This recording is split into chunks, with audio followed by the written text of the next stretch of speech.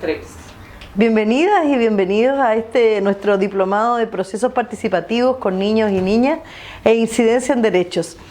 En nuestra primera sesión, nuestro primer módulo nos va a ayudar a sentar las bases sobre lo que es participación significativa de niños en el marco de la Convención de los Derechos de los Niños, en el marco de una comprensión de derechos humanos. En esta sesión número 1, nuestra misión en conjunto, el desafío de todos va a ser poder entender lo que es la participación infantil, entendida desde una visión, desde la doctrina de los derechos humanos. Esto es sin duda una gran diferencia. Cuando hablamos de participación en un sentido general, todos entendemos distintos procesos de involucramiento, de estar, de pertenecer, de involucrarse para. Y sin duda vamos a encontrar una enorme diversidad de condiciones, ambientes, espacios para una participación global. Sin embargo, cuando hablamos de participación y lo situamos desde el marco de los derechos humanos, es importante que entendamos dos cosas. La participación como derecho implica condiciones, vale decir, condiciones legales, de mecanismos de participación, de programas, de presupuesto, de seguimiento, de diálogo, que permiten que las personas, y en este caso los niños, puedan ejercer libertades. La libertad de expresarse, la libertad de opinar, la libertad de asociarse, la libertad de pensar. Y esto es bien importante porque cuando entendemos los derechos estamos siempre hablando de estas dos caras de la moneda, condiciones para ejercer libertades individuales y colectivas. Y esto vale también para los niños. Entonces, cuando hablamos de derechos humanos en general, en cualquiera de sus particularidades, ciertos o acentos para determinados grupos sociales, lo que tenemos es que entender que la participación es un principio. ¿Qué significa esto desde los derechos humanos? Significa que es un derecho que ayuda a que todos los derechos se cumplan. Entonces tiene una relevancia estratégica fundamental, tanto en cuanto a lo que es el objetivo, la participación como es un derecho en sí mismo, por lo tanto todas las personas, todos los niños, todas las niñas, independiente de su condición, de su clase, de su raza, de su origen, de su identidad, ¿cierto? O cualquier otra diferencia, tiene el derecho a expresar su opinión, tiene derecho a generar un pensamiento propio, tiene derecho a organizarse, tiene derecho a contar con información de calidad y tiene derecho, por lo tanto, a influenciar en las decisiones que afectan su vida.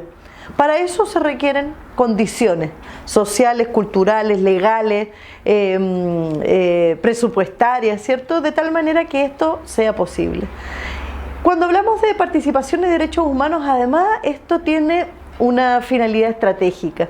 Como decíamos antes, los derechos, la participación es también un principio, y en ese sentido, como principio, es una estrategia para que los otros derechos se cumplan.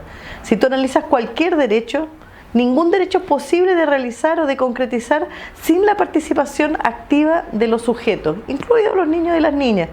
El derecho a la alimentación no se puede cumplir, ¿cierto?, en cuanto a sus garantías de acceso, de asequibilidad, de beneficio para la salud, sin tener en claro cuáles son las condiciones de ese sujeto, cuáles son sus necesidades, cuál es su realidad.